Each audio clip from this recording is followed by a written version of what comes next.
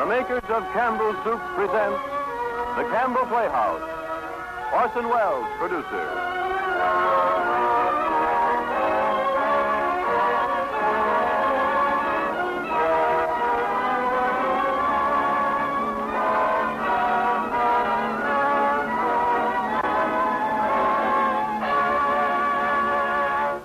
Good evening, ladies and gentlemen. This is Ernest Chappell.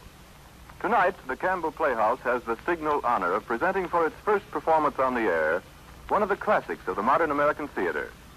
The winner of the Pulitzer Prize for the best play of 1938, Our Town by Thornton Wilder.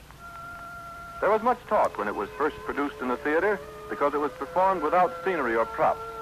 The lovable, garrulous stage manager filling in gaps and explaining things as he went along. Tonight, Orson Welles plays that part, and young John Craven is with us as George, the role he created in the original stage production. Now, before we introduce you to Our Town, a word from our sponsors. To nearly everyone, it seems to me, the words chicken for dinner have a thrilling sound. They bring thoughts of delightful eating, the kind we associate with holidays and special occasions. Think as far back as you can among your own family's favorite foods or those of any family you've ever visited. Can you remember any dish more widely prized than chicken? Well, I think this widespread liking for chicken accounts to a large degree for the tremendous popularity of Campbell's chicken soup. And I can promise you that as sure as you like chicken, you'll like Campbell's chicken soup. It's chicken through and through, from its golden surface to the very bottom of your plate. Its broth glistens with chicken richness. Its fluffy rice is filled with chicken flavor. And there are tempting, tender pieces of chicken meat. During the last 5 years, people everywhere have discovered how downright good and homey Campbell's chicken soup is. If you haven't tried it, why don't you? Because I'm sure you'll pronounce it every bit as fine as the best chicken soup you've ever had. How about this weekend? And now, Orson Welles in Our Town. This play is called Our Town. It was written by Thornton Wilder. In it, you will hear Miss Patricia Newton, Miss Agnes Moorehead, Miss F.A. Palmer, Mr. John Craven, Mr. Ray Collins, Mr. Everett Sloan, Mr. Parker Fenley, and many others. The name of the town is Grover's Corners, New Hampshire. It's across the Massachusetts line. Longitude 42 degrees, 40 minutes. Latitude 70 degrees, 37 minutes. First act shows a day in our town. Day is May 7th, 1901. Time is just before dawn. The sky is beginning to show some streaks of light over in the east there, behind our mountain. Morning star always gets wonderful bright the minute before it has to go. Only lights on in town are in a cottage over by the tracks where a Polish mother's just had twins. And in the Joe Crowell house where Joe Jr. is getting up so as to deliver the paper. And in the depot where Shorty Hawkins is getting ready to flag the 545 for Boston. There it is. And it comes now. And so another day begun. There's Doc Gibbs coming down Main Street, coming back from that baby case. And here's his wife coming downstairs to get breakfast. Doc Gibbs died in 1930. New hospital's named after him. Mrs. Gibbs died first, a long time ago, in fact. She went out to visit her daughter, Rebecca, who married an insurance man in Canton, Ohio, and died there, pneumonia. But her body was brought back here. She's up in the cemetery there now, in with a whole mess of Gibbses and Herseys. She was Julia Hersey before she married Doc Gibbs in the Congregational Church over there. In our town, we like to know the facts about everybody. And that's Doc Gibbs now. Here comes Joe Crowell, Jr., delivering the papers. Morning, Doc Gibbs. Morning, Joe. Yeah, Betty. And here comes Howie Newsom delivering the milk. Yeah, Betty. What's the matter with you? Come on. Morning, Doc. Morning, Howie. Hey, somebody sick? They're twins over at Miss Gorlowski's. Twins, eh? This town's getting bigger every year. Morning, Miss Gibbs. Morning, Howie. Bacon smells good. Everything all right, dear? Yes, I declare, easy as kittens. Bacon will be ready in a minute. Sit down and drink your coffee. Children! Children! Time to get up, George. Yes, Rebecca? Yes, Mama. You can catch a couple hours sleep this morning, can't you? Well, Miss Wentworth's coming at 11. I guess I know what's about, too. Her stomach ain't what it ought to be. All told, you won't get more than 3 hours sleep. Thank Gibbs, I don't know what's going to become of you. Do wish I could get you to go away someplace and take a rest. Think it'd do you good. George? Rebecca, you'll be late for school. Wally! Emily! You'll be late for school. And that's Mrs. Webb now, next door to the Gibbses, getting her family up for the day. Wally, you wash yourself good, or I'll come up and do it myself. I'll put away your books, Emily. You know the rules well as I do. No books at table. As for me, I'd rather have my children healthy than bright. I'm both, Mom. You know I am. I'm the brightest girl in school for my age. I have a wonderful memory. I'll eat your breakfast. The Webbses have 2 children, little Wally and Emily. Emily's 14. And there's 2 over the way at the Gibbses, Rebecca and George. George is 15. Mama, George is throwing soap at me. I'll come up and slap the both of you. That's what I'll do. We've got a factory in our town, too. Hear it? Makes blankets. Cartwrights own it, and it's brought him a fortune. Speak to your father about it when he's rested. Seems to me 25 cents a week's enough for a boy your age, George Gibbs. I declare I don't know how you spend it all. Oh, Ma, I got a lot of things to buy. Strawberry phosphates, that's what you spend it on. Well, I don't see how Rebecca comes to have so much money. She has more than $1. Well, I've been saving it up gradual. Well, dear, I think it's a good thing every now and then to spend some. Mama, you know what I love most in the world? Do you? Money. Eat your breakfast. There's the first bell. Walk fast, but you don't have to run. George, pull up your pants to knee and don't flop, George. Wally, tell Miss Foster I send her my best congratulations. Mama. Do you remember that? Am I pretty? You look real nice, Rebecca, and I'll pick up your feet. Goodbye, Mama. Goodbye. Goodbye, George. Bye. Good morning, Julie. Good morning, Myrtle. How's your cold? Well, it's better, but I told Charles I didn't know I'd go to choir practice tonight. Wouldn't be any use. Well, just the same, you come to choir practice, Myrtle, and try it. Well, if I don't feel no worse than I do now, I probably will. Well, I'm resting myself. I thought I'd string some of these beans. Let me help you. Beans have been good this year. I decided to put up 40 quarts if it kills me. The children say they hate 'em, but I notice they're able to get 'em down all winter. Thanks, Mrs. Gibbs. Thanks, Mrs. Webb. Folks, most every morning, Mrs. Gibbs goes over to Mrs. Webb's, or Mrs. Webb visits Mrs. Gibbs. So we'll just leave 'em there, visiting, and skip a few hours in the day at Grover's Corners. Well, now, it's middle of the afternoon. All 2,642 have had their dinners, and all the dishes have been washed. There's an early afternoon calm in our town, a buzzing and a humming from the school buildings, only a few buggies on Main Street, the horses dozing at the hitching posts. You all remember what it's like. Doc Gibbs is in his office tapping people and making them say, ah, and Mr. Webb's cutting his lawn over there. 1 man in 10 thinks it's a privilege to push his own lawnmower. No, sir, it's later than I thought. There, the children come home from school already, and here comes Emily Webb and George Gibbs. Hello. You made a fine speech in class. Well, I was really ready to make a speech about the Monroe Doctrine, but at the last minute, Miss Corkin made me talk about the Louisiana Purchase instead. I worked an awful long time on both of them. Gee, it's funny, Emily. From my window over there, I can just see your head nights when you're over in your room doing your homework. Why, can you? You certainly do stick to it. I don't see how you can sit still that long. I guess you like school. Well, I feel it's something you have to go through. Yeah. I don't mind it, really. It passes the time. You're just naturally bright, Emily, I guess. Well, I figure it's just the way a person is born. Yeah. But you see, I want to be a farmer. And my Uncle Luke says whenever I'm ready, I can come over and work on this farm, and if I'm any good, well, I can just gradually have it. You mean the house and everything? Yeah. Well, thanks. I better be getting out the baseball field. Thanks for the talk, Emily. Good afternoon, Mrs. Webb. Good afternoon, George. So long, Emily. So long, George. Emily, come and help me string these beans for the winter. George Gibbs let himself have a real conversation, didn't he? Why, he's growing up. How old would George be? I don't know. See, he must be almost 16. Mama, I made a speech in class today, and I was very good. You must recite it to your father at supper. What was it about? The Louisiana Purchase, just like silk off a spool. I'm going to make speeches all my life. Mama, will you answer me a question serious? Seriously, not serious, dear. Seriously. Will you? Well, of course I will. Mama, am I good looking? Yes, of course you are. All my children have got good features. I'd be ashamed if they hadn't. Mama, that's not what I mean. What I mean is, well, what I mean is, am I pretty? I've already told you yes. Now, that's enough of that. You have a nice, young, pretty face. I never heard of such foolishness. Oh, Mama, you never tell us the truth about anything. I am telling you the truth. Mama, were you pretty? Why, yes, I was, if I do say it. I was the prettiest girl in town next to Mamie Cartwright. But, Mama, you've got to say something about me. Am I pretty enough to get, well, to get people interested in me? Emily, you make me tired. Now stuff it. You're pretty enough for all normal purposes.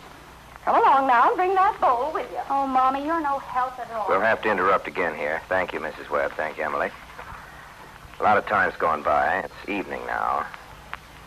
You can hear choir practice going on in the Congregational Church. Hear it? All the children are at home doing their schoolwork by now. Yeah, the days run down like a tired clock.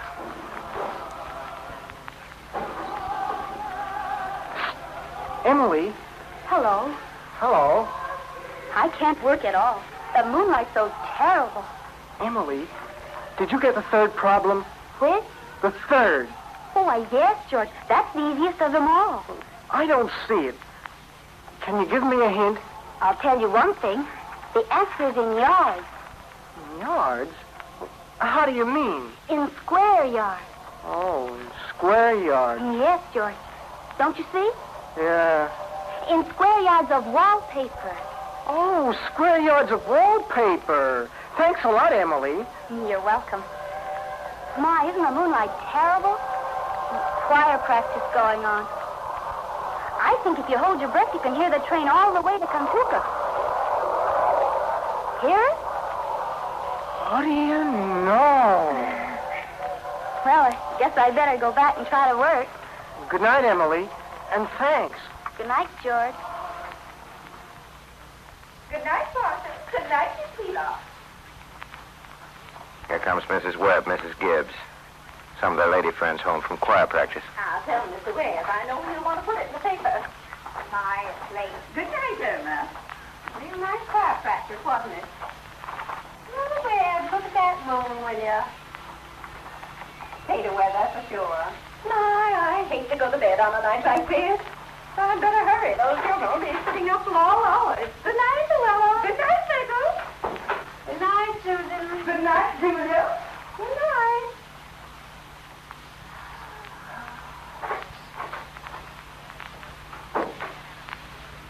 And now, folks, there's some more things we got to explore about this town. This time we're going about it in another way. Going to look back on it from the future. You know, the Cartwright interests had just begun building a new bank in Grover's Corners and had to go to Vermont for the marble, sorry to say. They've asked a friend of mine what they should put in the cornerstone for people to dig up 1,000 years from now. Of course, they put in a copy of the New York Times, a copy of Mr. Webb's Sentinel. He's the editor at Sentinel. We're kind of interested in this because some scientific fellows have found a way of painting all that reading matter with a kind of glue, a silicate glue, make it keep 1,000, 2,000 years. So we're putting in a Bible and a Constitution of the United States, a copy of William Shakespeare's plays, and what do you think? You know, Babylon once had 2 million people in it. All we know about them is the names of the kings and some copies of wheat contracts and sales of slaves. Yet every night, all those families sat down to supper, and the father came home from his work, and the smoke went up the chimney, same as here. And even in Greece and Rome, all we know about the real life of the people is what we can piece together out of the joking poems and the comedies they wrote for the theater back then. So I'm going to have a copy of this play put in the cornerstone, and the people 1,000 years from now will know a few simple facts about us. More than the Treaty of Versailles and the Lindbergh flight. See what I mean? Well, you people 1,000 years from now, in the provinces north of New York at the beginning of the 20th century, people ate 3 meals a day, soon after sunrise, at noon, and at sunset. Every 7th day, by law and by religion, was a day of rest, and all work come to a stop. Domestic setup was marriage, binding relation between a male and one female that lasted for life. Guess we don't have to tell you about the government and business forms, because thing people seem to hand down first of all. Let me see now if there's anything else. Oh, yes. At death, people were buried in the ground just as they are. So, friends, this is the way we were in our growing up and in our marrying and in our doctoring and in our living and in our dying. And now we'll return to our day in Grover's Corners. A lot of time's gone by. There's George up there in the window talking with Rebecca. Get out, Rebecca. There's only room for one at this window. You're always spoiling everything. Well, let me look just a minute. Well, use your own window. I did, but there's no moon there. George, do you know what I think? Do you? I think maybe the moon's getting nearer and nearer, and there'll be a big explosion. Rebecca, you don't know anything. If the moon were getting nearer, the guys that sit up all night with telescopes would see it first, and they'd tell us about it, and it'd be in all the newspapers. George, is the moon shining on South America, Canada, and half the world? Well, probably is. Well, folks, there it is. Another night, Grover's Corners. There they are. 9:30. Most of the lights out. I know there's Constable Warren trying a few doors on Main Street. And here comes Editor Webb after putting his newspaper to bed. All right, Editor Webb. Evening, Bill. Evening, Mr. Webb. Quite a moon. Yeah. Night, Mr. Webb.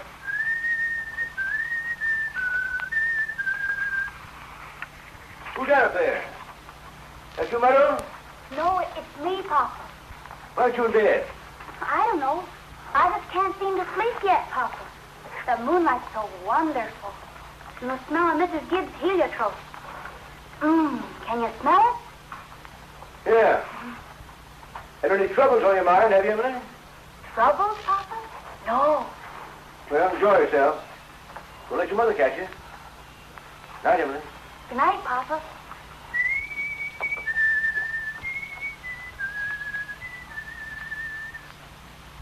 I never told you about that letter Jane Crowfoot got from her minister when she was sick. The minister of her church in the town she was in before she came here. He wrote Jane a letter, and on the envelope, the address was like this. It said, Joan Crowfoot, the Crowfoot Farm, Grover's Corners, Sutton County, New Hampshire, United States of America. What's funny about that? Oh, but listen, it's not finished. The United States of America, continent of North America, Western Hemisphere, the Earth, the solar system, the universe, the mind of God. That's what it said on the envelope. Oh, what do you know? And the postman brought it just the same. What do you know? That's the end of the first part of our broadcast, friends. Second part will begin in just a minute.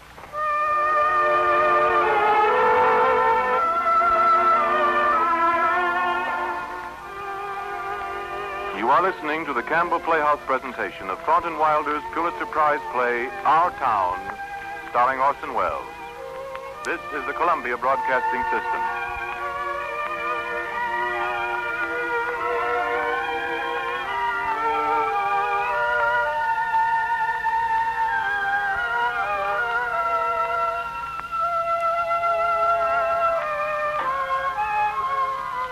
This is Ernest Chappell, ladies and gentlemen, welcoming you back to the Campbell Playhouse. In a moment or two, we will resume our presentation of Thornton Wilder's Pulitzer Prize play, Our Town. While Orson Welles was taking us through the streets and byways of our town, I fell to thinking of everybody's hometown and the changes that have taken place there. Not only the physical changes and the new faces, but the changes in habits. For instance, not so many years ago, people discovered the joy and refreshment and health benefits of drinking tomato juice at breakfast. Well, that was certainly a change for the better in the eating habits in my town and yours. Then there was a time when women felt that only homemade chicken soup was good enough for their families. Well, this too has changed, for people have discovered the same good chicken eating in Campbell's chicken soup as in the best of homemade soup without the fuss and bother of preparing it. It's evident that a great many families have found out how good Campbell's chicken soup really is because we're called upon to make more and more of it. Have you had it lately? Now we resume our Campbell Playhouse presentation of Thornton Wilder's Pulitzer Prize play, Our Town, starring Orson Welles with John Craven. Well, folks, 3 years have gone by. Yes, the sun's come up over 1,000 times. Summers and winters have cracked the mountains a little bit more, and the rains have brought down some of the dirt. Some babies that weren't even born before have begun talking regular sentences already. A number of people who thought they were right young and spry have noticed that they can't bound up a flight of stairs like they used to without their heart fluttering a little. Some older sons are sitting at the head of the table, and some people I know are having their meat cut up for them. All that can happen in 1,000 days. Nature's been pushing and contriving in other ways, too. A number of young people fell in love and got married. Yes, mountain got bit away a few fractions of an inch. Millions of gallons of water went by the mill, and here and there a new home was set up under a roof. Almost everybody in the world gets married, know what I mean? In our town, there aren't hardly any exceptions. Most everybody in the world climbs into their graves married. So, it's 3 years later, it's 1904. It's July 7th, just after high school commencement.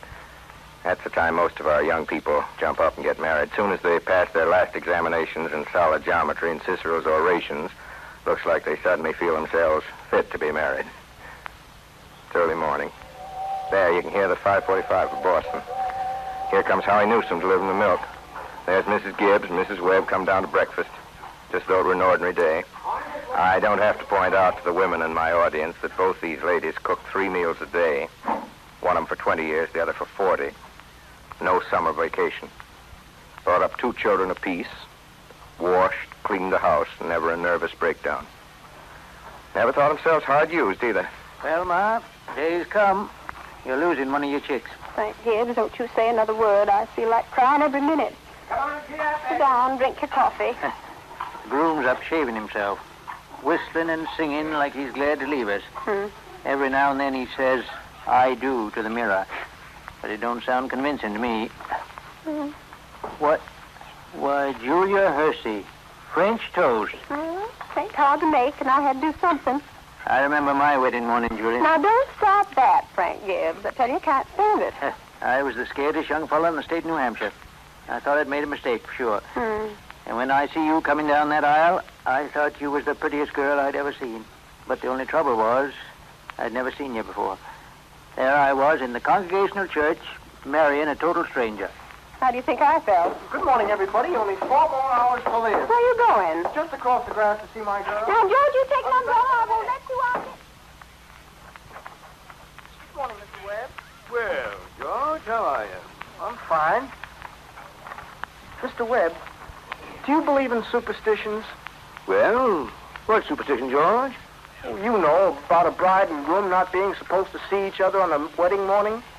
Well, you see, on a wedding morning, the girls' heads have to be full of clothes and things like that. Don't you think that's probably it? Yes. I never thought of that. Girls have to be mighty nervous on a wedding day. I wish a fella could get married without all that marching up and down. Well, every man that's ever lived felt that way about it, George. Hasn't done much good. It's the women that have built up weddings, my boy. From now on, they have it pretty much their like. All those good women standing shoulder to shoulder, making sure that the knot's tied in a mighty public way. You believe in it, don't you, Mr. Webb? Oh, yes. Oh, don't you misunderstand me, my boy. Marriage is a wonderful thing. Wonderful thing. Don't forget that, George. No, sir. Mr. Webb, how old were you when you got married? Well, you see, I'd been to college. I'd taken a little time to get settled. But Mrs. Webb, she wasn't much older than what Emily is. Oh, age hasn't much to do with it, George. Not compared to other things. George, I was thinking the other night of some advice my father gave me when I got married. Charles, he said, Charles, start out early showing who's boss, he said. Best thing to do is to give an order, even if it don't make any sense. Just so she'll learn to obey. And, he said, if anything about your wife irritates you, her conversation or anything, just get up and leave the house. That'll make it clear to her, he said. And, oh, yes, He said never let your wife know how much money you have. Never. Mr. Webb, I don't So I took the opposite of my father's advice, and I've been happy ever since. Let that be a lesson to you, George. Never to ask advice on personal matters. George, you going to raise chickens on your farm? What? You going to raise chickens on your farm? Well, Uncle Luke hasn't gone in much of chicken raising. Brooke came into my office the other day, George, on the philo system of raising chickens. I want you to read it. Charles, are you talking about that old incubator again? I thought you two would be talking about things worthwhile. Good morning, George. Well, Myrtle, if you want to give the boys some good advice, I'll go upstairs and leave you alone with them. Now, George, I'm sorry, but I've got to send you away so that Emily can come down and get some breakfast. She told me to tell you that she sends you her love, that she doesn't want to lay eyes on you. So, goodbye, George. Myrtle, I guess you don't know about that other superstition. What do you mean, Charles? Since the cavemen, the groom should never be left alone with his father-in-law on the day of the wedding, or near it. Now, don't forget that. Now, I have to interrupt again here. You see, we want to know how all this began, this wedding, this plan to spend a lifetime together. I'm awfully interested in how big things like that begin. You know how it is. You're 21 or 22, you make some decisions, then you're 70. You've been a lawyer for 50 years, and that white-haired lady at your side has eaten over 50,000 meals with you.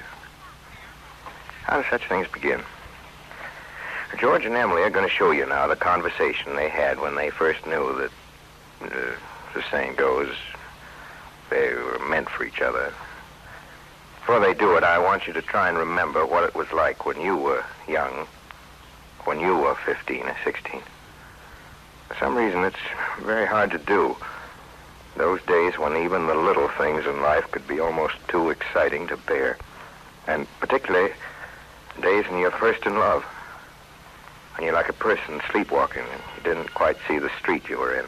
Didn't quite hear everything that was said to you. Just a little bit crazy. Do you remember that, please? Now, they'll be coming out of high school at 3 o'clock. George just been elected president of the junior class, and it's June. That means he'll be president of the senior class all next year. And Emily's just been elected secretary of treasury. Don't have to tell you how important that is. All right, George. Can I carry your books home for you, Emily? Thank I'm awful glad you were elected too, Emily. Thank you. Emily, why are you mad at me? I'm not mad at you. But you're treating me so funny. Well, I might as well say it right out, George. I don't like the whole change that's come over you in the last year. I'm sorry if that hurts your feelings, but I just got to tell the truth and shame the devil. I'm awfully sorry, Emily. What do you mean? Well, up to a year ago, I used to like you a lot, and I used to watch you as you did everything because we'd been friends so long, and then you started spending all your time playing baseball, and you never even spoke to anybody anymore, not even to your own family you didn't. And, George, it's a fact, you got awful conceited and stuck up, and all the girls say so. They may not say so to your face, but that's what they say about you behind your back. It hurts me to hear them say it, but I got to agree with them a little, and well, I'm sorry if it hurts your feelings, but I can't be sorry I said it. I'm glad you said it, Emily. I never thought that such a thing was happening to me. I guess it's hard for a fellow not to have some faults creep into his character.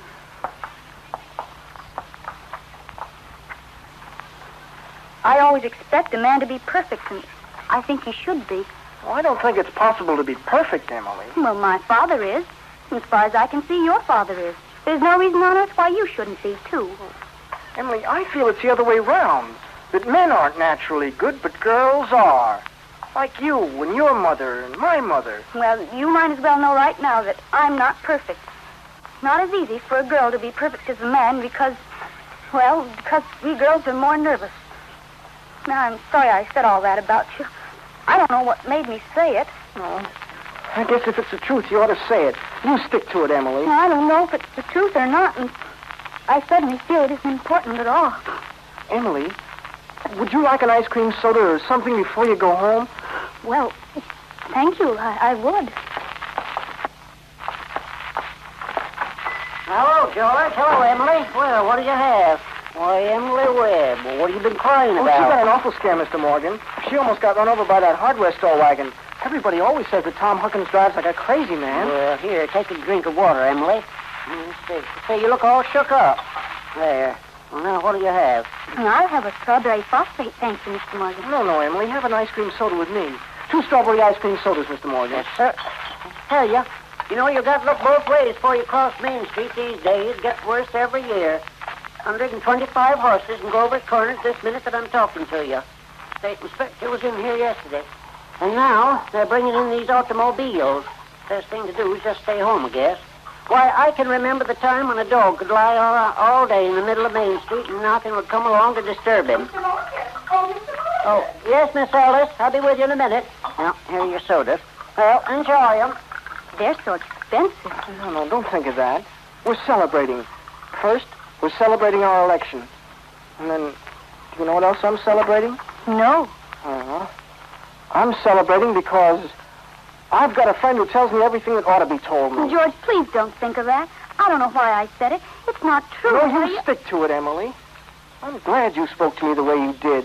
But you'll see, I'm going to change so quick that I'm going to change. And Emily, I want to ask you a favor. What? Well, if I go away to State Agriculture College next year, will you write me a letter once in a while? I certainly will. I certainly will, George. Certainly seems like being away 3 years, you'd get out of touch with things. Yeah. You know, Emily, whenever I meet a farmer, I ask him if he thinks it's important to go away to agriculture school to be a good farmer. Why, George. Yeah, and some of them say that it's even a waste of time. And Uncle Luke's getting old. He's about ready for me to start in taking over his farm tomorrow if I could. My. And like you say, being gone all that time, meeting other people in other places, if anything like that can happen, I don't want to go away. I guess new people aren't any better than old ones. I'll bet you they almost never are. Emily, I feel that you're as good a friend as I've got, and I don't need to go to other towns to meet other people. Emily, I'm going to make up my mind right now. I won't go. I'll tell Pa about it tonight. Why, George, I don't see why you have to decide right now. It's a whole year away. Emily, I'm glad you spoke to me about that fault in my character. What you said was right, but there was one thing wrong in it. That was where you said that I wasn't noticing people. And you, for instance. Listen, Emily, you say you were watching me when I did everything. Why, I was doing the same thing about you all the time. Sure, I always thought about you as one of the chief people I thought about. And I always made sure where you were sitting in the bleachers and who you were with. And we've always had lots of talking and joking and everything. And they meant a lot to me. Of course, they weren't as good as the talk we're having now. And lately, I've been noticing that you've been acting kind of funny to me. And for 3 days, I've been trying to walk home with you. But something's always gotten away. Yesterday, I was standing over by the wall waiting for you. You walked home with Miss Corcoran. George, life's awful funny. How could I know that? Why, I thought Listen, Emily, I'm going to tell you why I'm not going to go away to agriculture college. I think that once you've found a person you're very fond of, well, that is, who's fond of you, too, at least enough to be interested in your character, well, I think that that's just as important as college is. Even more so. That's what I think. I think it's awfully important, too. Emily. Yes, George? Emily, if I do improve and make a big change, would you be... Well, that is... Could you be... I am now. I always have been. Oh, I guess this is an important talk we've been having. Yes. Now, before we go on to the wedding, there are still some more things we ought to know about this marriage. I want to know some more about how the parents took it, but what I want to know most of all is, you know what I mean, what Grover's Corners thought about marriage anyway. Julia, when I married you, you know what one of my terrors was in getting married? Oh, Shaw, go on with you. I was afraid that we weren't going to have material for conversation more than would last us just a few weeks. Yeah, I was afraid we'd run out, eat our meals in silence. In fact, but you and I have been conversing for 20 years now without any noticeable barren spells. Well, good weather, bad weather. Ain't very choice, but always manage to find something to say. What do you think? What do you think, Julia? Shall we tell the boy that he can go ahead and get married? Oh, there you go, putting the responsibility on me. Well, I'll go up. I'll go up and say a word to him right now before he goes to bed, huh? You sure, Julia? You got nothing more to add? Well, I don't know what to say. Seems like too much to ask for a big outdoor boy like that to go and get shut up in the classrooms for 3 years. Once he's on the farm, he might just well have companions, seeing he's found a fine girl like Emily. People are meant to live two by two in this world. Oh, yes, Frank, go up and tell him it's all right. Yeah, I'll call him. George? Oh, George. Yes, Pop? Can you come down a minute? Your mother and me want to speak to you. Yeah, sure. Oh, Lord, what a fool I am. I'm trembling all over. Nothing to tremble about. Now we're ready to go on with the wedding. Well,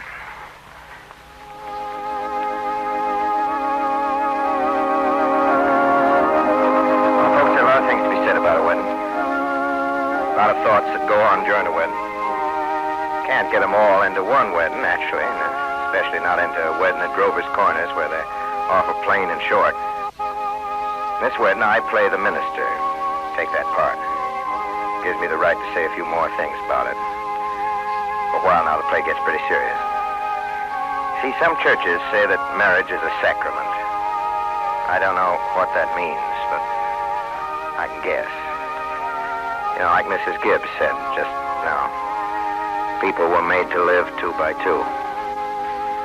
Now, this is a good wedding, but people are so put together that even at a good wedding, there's a lot of confusion way down deep in people's minds. And we thought that ought to be in our play, too. Why on earth I should be crying? Suppose there's nothing to cry about. Come over me at breakfast this morning. There was Emily, eating her breakfast as she's done for 17 years. And now she's going off to eat it in someone else's house. I suppose that's it. There they come. Wish I were back at school. I don't want to get married. George, what's the matter? I don't want to grow old.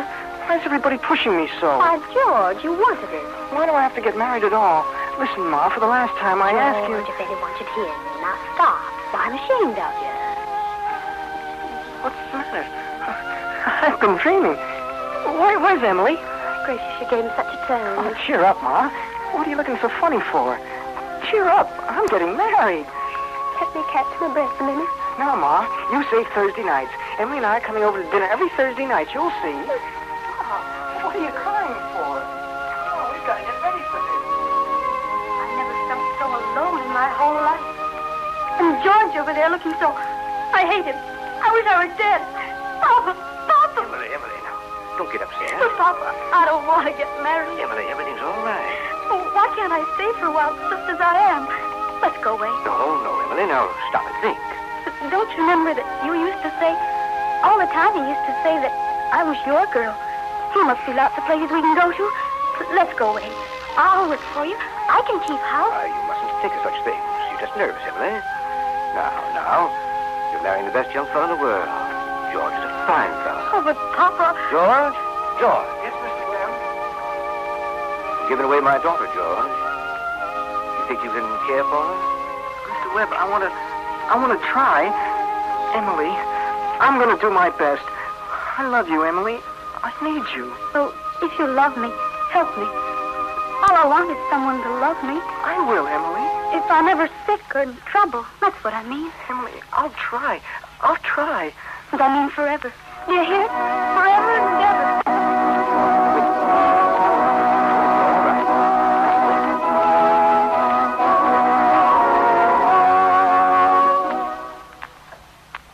Do you, George, take this woman, Emily, to be your wedded wife?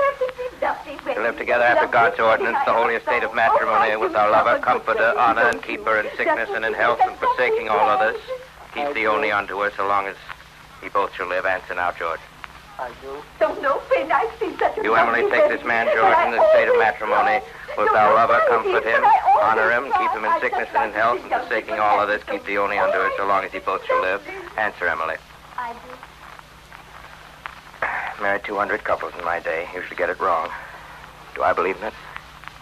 I don't know. M marries N. Millions of them. Cottage, the go-kart. Sunday afternoon drives in the Ford. The first rheumatism, the grandchildren, the second rheumatism. Deathbed, reading the will. Once in 1,000 times, it's interesting. Well, let's have Mendelssohn's Wedding March.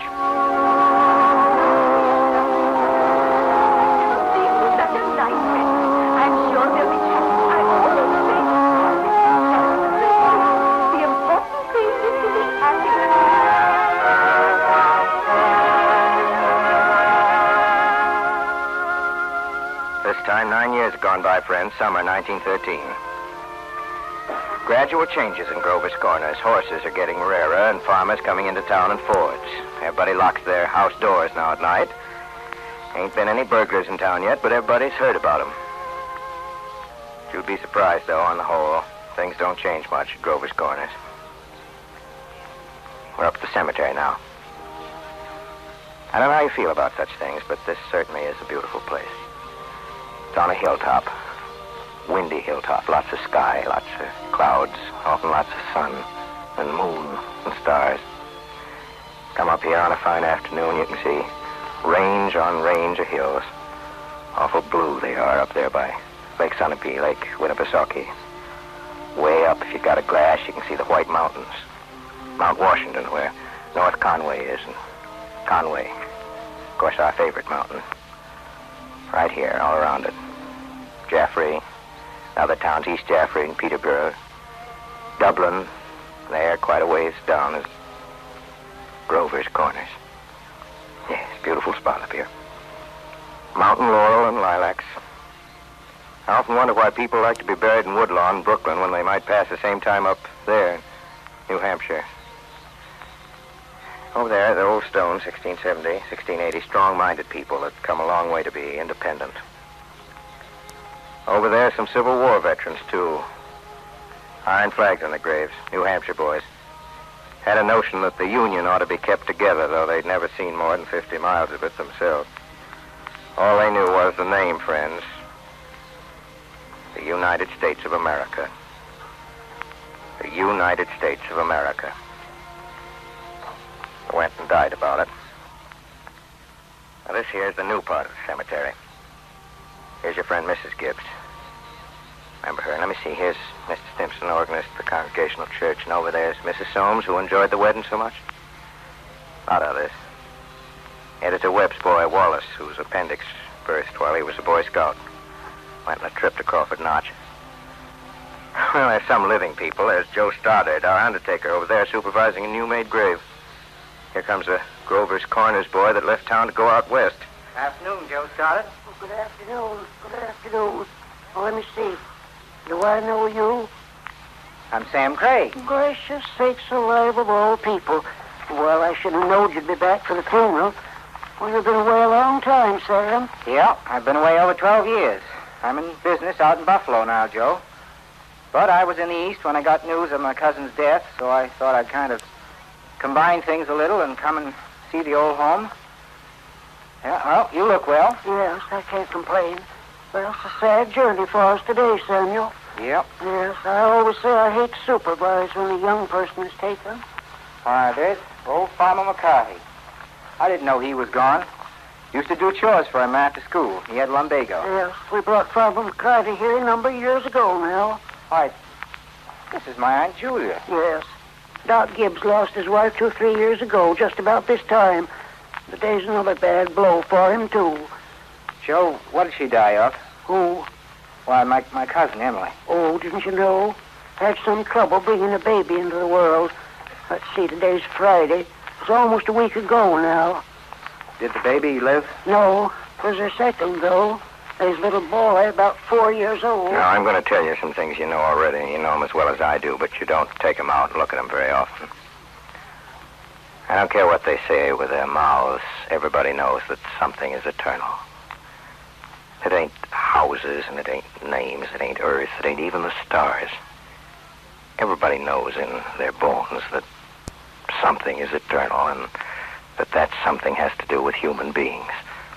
All the greatest people ever lived have been telling us that for, I don't know how long they've been telling us, 5,000 years, and yet you'd be surprised how people are always losing hold of it.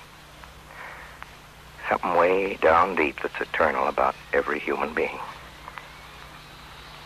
You know as well as I do that the dead don't stay interested in us living people very long. Gradually, they let hold of the earth, and the ambitions they had, and the pleasures they had, and the things they suffered, and people they loved. They get weaned away from earth. That's the way I put it. Weaned away. Yeah. They stay here while the earth part of them burns away, burns out. And all that time, they slowly get indifferent to what's going on in Grover's Corners.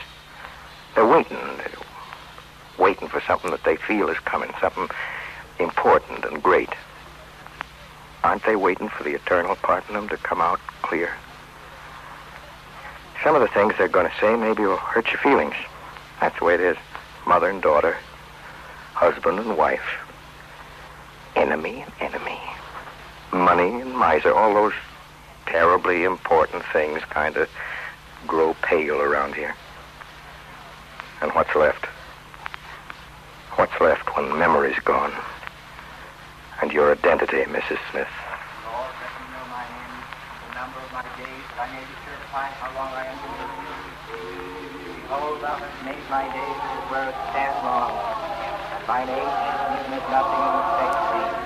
And verily every man living was ever best. Who is it, Julia? My daughter-in-law, Emily Webb. Will I declare? What did she die of, Julia? In childbirth. Childbirth? I'd forgotten all about that. Mine wasn't like awful and wonderful. Hello. Hello, Emily. Hello, Mrs. Gibb. Hello, Mother Gibb.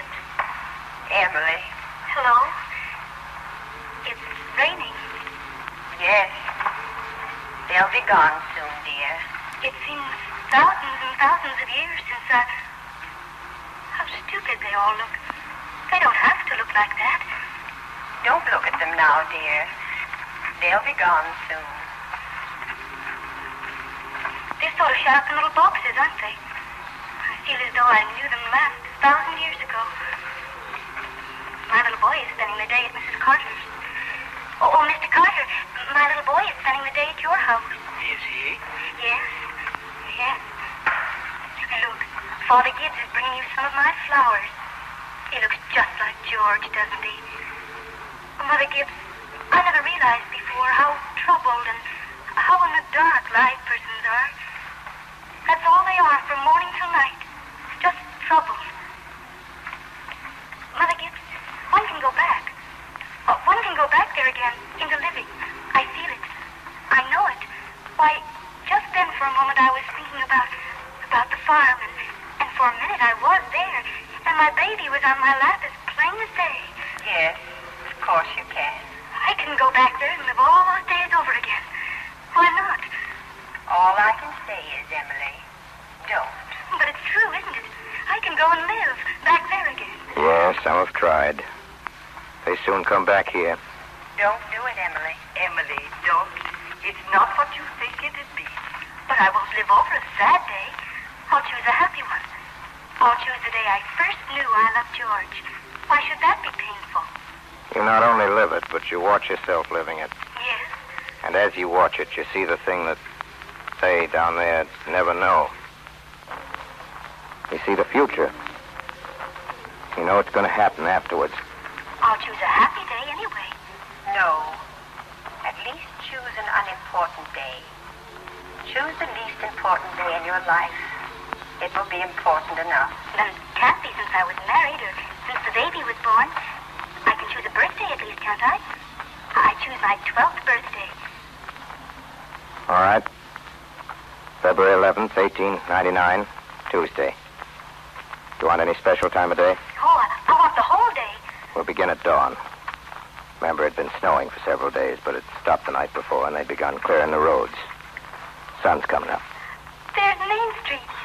Why, that's Mr. Morgan's drugstore before he changed it. And there's the livery stable. Yes, it's 1899. 14 years ago. There's our policeman. But he's dead. He died. Children, Wally, Emily, time to get up. Mama, here I am.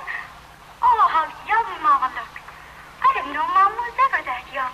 Oh. You can come down dressed for the kitchen fire if you like, but hurry. Oh, good morning, Mr. Newsom. Morning. Oh, it's cold. 10 below by my barn, Miss Webb. Think of it. Keep yourself wrapped up. Oh, Charles, coffee's ready when you want it.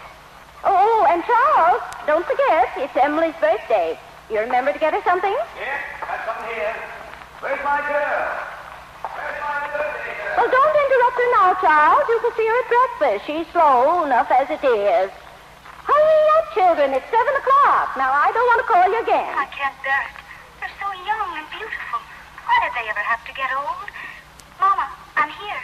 I'm grown up. I love you all, everything. I can't look at everything hard enough. There's the butternut tree. There's Mr. Morgan's drugstore. There's the high school forever, never, never. And there's the congregational church where I got married. Oh, dear, Good morning, Emily. Good morning, Mama. Well, now, dear, a very happy birthday to my little girl and many, many happy returns. There's some surprises waiting for you on the kitchen table. That and the blue paper is from your Aunt Carrie. And I reckon you can guess who brought the postcard album. Found it on the doorstep when I brought in the milk. George Gibbs. Must have come over in the cold pretty early. Right nice of him. George, I'd forgotten that. Now, chew that bacon slow. It'll help keep you warm on a cold day. Oh, Mama, just look at me once as though you really saw me. Mama, 14 years have gone by. I'm dead.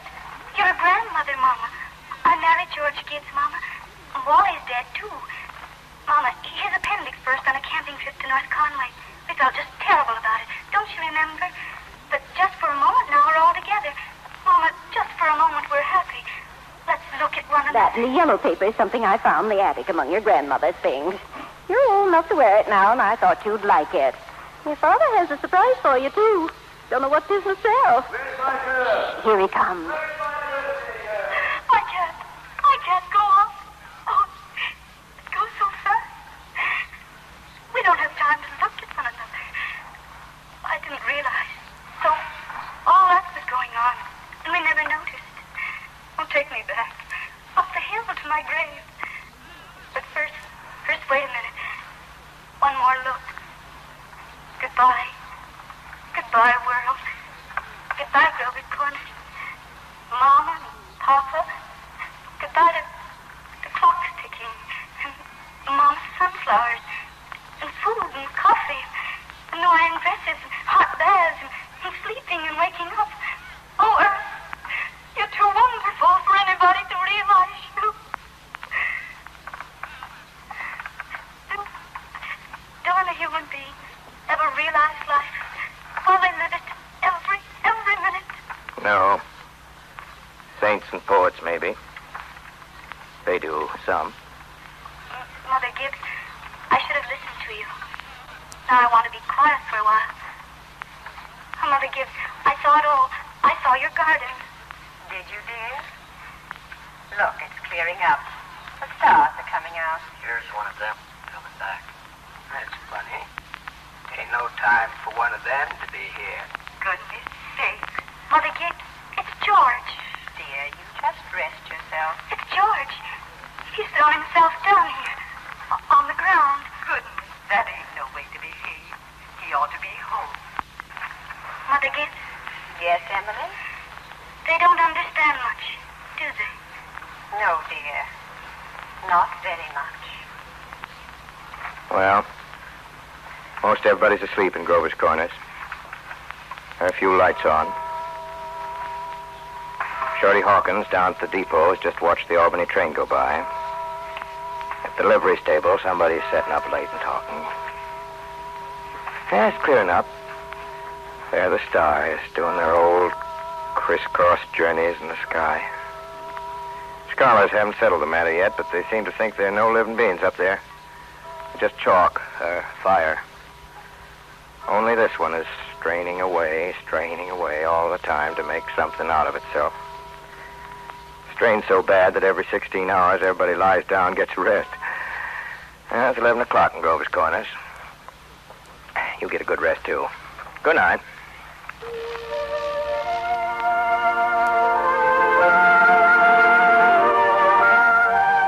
This concludes the Campbell Playhouse presentation of Our Town by Thornton Wilder, starring Orson Welles with John Craven. In just a moment, Mr. Wells will return to the microphone, but first a word on behalf of our sponsors.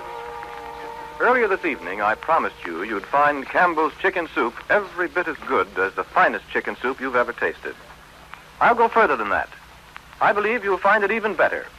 And I say this for two reasons. First, because thousands and thousands have welcomed Campbell's chicken soup with downright enthusiasm and are now serving it regularly. Second, because I've seen how Campbell's chicken soup is made.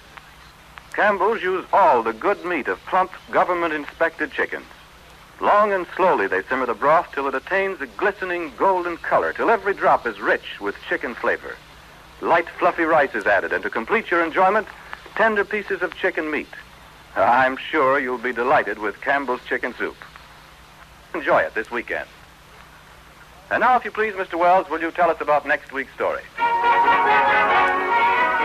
Well, ladies and gentlemen, next week, what transpires is an entertainment called The Bad Man, for which purpose I am luring in the character of Pancho Lopez, the brigand, the beautiful Miss Ida Lupino, all the way from Hollywood into my fiendish clutches, and a good time I think will be had by all. Anyway, until next Friday night. Until The Bad Man, hurriedly, our sponsors, the makers of Campbell Soups, and all of us in the Campbell Playhouse remain obediently yours.